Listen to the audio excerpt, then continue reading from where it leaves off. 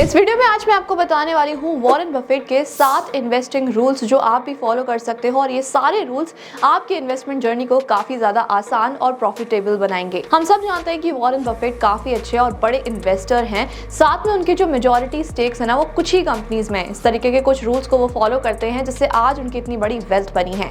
तो ये सारे इन्वेस्टमेंट स्ट्रेटेजीज मैं आपको बताने वाली हूँ, उस वीडियो को एंड तक जरूर देखना। और आगे बढ़ने से पहले अगर आप हमारे चैनल पर न्यू हो तो चैनल को सब्सक्राइब करना, बेल आइकन को प्रेस करना बिल्कुल भी मत भूलना।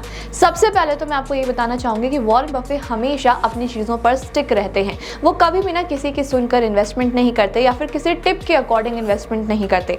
मैं आपको इसका एक एग्जांपल बताती हूँ। जब टेक कंपनीज काफी ज्यादा बूम पर थी तो हर कोई टेक कंपनीज में इन्वेस्ट कर रहा था।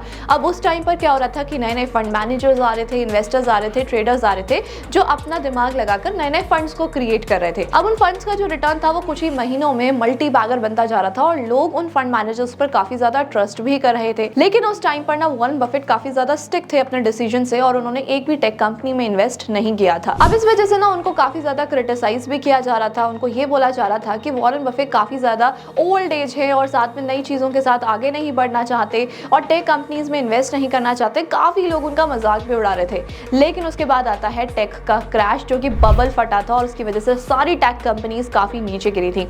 जैसे मैं आपको उस टाइम के एक फंड का एग्जांपल दूं, उस टाइम पर एक फंड मैनेजर लेकर आए थे जैकब फंड्स और वो फंड इतना अच्छा फंड था कि उसमें लोगों को एक साल में अराउंड 216% का रिटर्न मिल गया था। वहीं अगर बात की जाए जैसे ये क्रैश आया, जैसे ये बबल फटा, 3 साल में ये फंड 97% से नीचे गिर गया और आप ये इमेजिन करो कि लोगों की ऑलमोस्ट पूरी कैपिटल खत्म हो गई थी।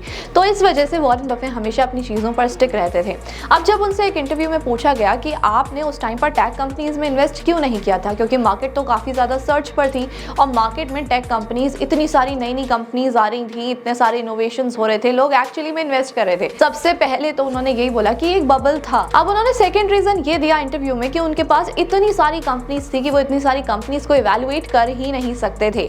उनका कहना ये था कि मैं किसी भी कंपनी में इन्वेस्ट नहीं करता हूँ, मैं सबसे पहले कंपनी को जानता हूँ, उसके बाद ही उसमें इन्वेस्ट करता हूँ। अब अगर बात की जाए उस टाइम की तो एक साथ लाइन से आईपीओज आ रहे थे, मार्केट में कंपनीज बैक टू बैक आती जा रही थी। साथ में वॉरेन बफेट ने ये भी बोला कि जब मार्केट बुल रन पे होती है तो सारी कंपनीज अच्छा परफॉर्म करती हैं, तो आप रैंडमली किसी भी कंपनी में तो इन्वेस्ट नहीं कर सकते हो। उन्होंने कुछ टाइम वेट किया और उसके बाद उन्होंने अपना सबसे बड़ा इन्वेस्टमेंट किया था एप्पल कंपनी में, जो कि आज के टाइम पर भी मेजर स्टेक है उनके पोर्टफोलियो का। और उन्होंने एप्पल में अराउंड 30 बिलियन का इन्वेस्टमेंट किया और वो अमाउंट बन गया 120 बिलियन। तो इन सब से हमने ये सीखा कि आपको हमेशा ट्रेंड के साथ जाने की जरूरत नहीं है। कभी कभी ऐसा होता है कि आप ऑफ ट्रेंड भी जा रहे हो या फिर ऐसी कंपनीज को चूज कर रहे हो जिनके ग्रोथ फैक्टर्स ज्यादा है, तो आपको वहां पर ज्यादा प्रॉफिट हो सकता है। साथ में वॉरेन बफेट ये भी बोलते हैं कि don't lose your money. Capital आपका सबसे बड़ा एसेट होता है और वो कैपिटल आपको कभी भी नहीं खोनी चाहिए। ऐसी कंपनीज में इन्वेस्ट करो जहां पर आपका रिस्क बहुत ही मिनिमल हो। अब आते हैं अपने सेकंड लेसन पे। अब अगर नेक्स्ट लेसन की बात की जाए तो वॉरेन बफेट हमेशा ये बोलते हैं कि आपको उन बिजनेस में इन्वेस्ट करना है जो एक्चुअली में मनी क्रिएट कर सकते हैं। जैसे कि हम अगेन एक बार एप्पल का एग्जाम्पल ले लेते हैं। अगर एप्पल की बात की जाए तो आज के टाइम पर कंपनी ने एक्चुअली में मनी क्रिएट किया है। कंपनी ऑलरेडी काफी सारे प्रॉफिट मार्जिन में है और इनका ये जो प्रॉफिट है ना ये कैश में भी कन्वर्ट कर सकते हैं। तो इस तरीके से वॉरेन बफेट ये बोलते हैं कि आपको ऐसे बिजनेस को चूज करना है जो आपको सच में मनी क्रिएट करके दे सकते हैं। अब इसके लिए आप क्या कर सकते हो, अगर आपको ऐसा लग रहा है कि आपने कोई बिजनेस चेक किया है, आपको वो कंपनी अच्छी लग रही है इन्वेस्ट करने के लिए, तो सबसे पहले तो वॉरेन बफेट ये बोलते हैं कि आप किसी भी स्क्रीनर पर जाकर जहां पर आप स्टॉक्स को एनालाइज करते हो वहां पर जाकर आप कंपनी के प्रॉफिट मार्जिन चेक करो। अगर आपको ऐसा लगता है कि कंपनी के प्रॉफिट मार्जिन अच्छे हैं, इसके साथ साथ आपको रिटर्न ऑन इक्विटी भी चेक करना चाहिए क्योंकि वो भी काफी ज्यादा इंपॉर्टेंट होता है। अब आपको पता लग गया कि प्रॉफिट मार्जिन अच्छा है, अब आपको ये चेक करना है कैश फ्लो स्टेटमेंट में जाके कि क्या ये कंपनी अपने प्रॉफिट को कैश में कन्वर्ट कर पा रही है या फिर नहीं। अब अगर आप ट्रेडिंग व्यू पर जाकर एप्पल को चेक करते हो, एप्पल कंपनी को स्टडी करते हो, तो in that situation profit margin के अकॉर्डिंग आपको कैश फ्लो स्टेटमेंट में कैश कन्वर्ट होता हुआ भी दिखेगा। तो यानी अगर आपको ऐसा लग रहा है कि प्रॉफिट मार्जिन भी इंक्रीज हो रहा है, कैश फ्लो भी इंक्रीज हो रहा है, तो वो कंपनी आपके लिए ग्रीन फ्लैग हो सकती है और आप उसमें इन्वेस्ट कर सकते हो। नेक्स्ट चीज वो ये बोलते हैं कि जब भी आप किसी कंपनी को चूज कर रहे हो तो आपको हमेशा कॉम्पिटिटिव एडवांटेज देखना है। आपको ये भी देखना है कि कंपनी का मार्केट में कोई कंपटीशन है या फिर नहीं है। अब जैसे यहाँ पर अगर एग्जांपल से समझा जाए तो नोकिया एक टाइम पर मार्केट लीडर हुआ करता था। अगर 2008 तक की या फिर 10 तक की बात की जाए तो मार्केट में नोकिया काफी ज्यादा लीडिंग में था और साथ में उसके मोबाइल फोन्स हो या फिर नेटवर्क्स हो, हर कोई नोकिया को ही प्रेफर करता था।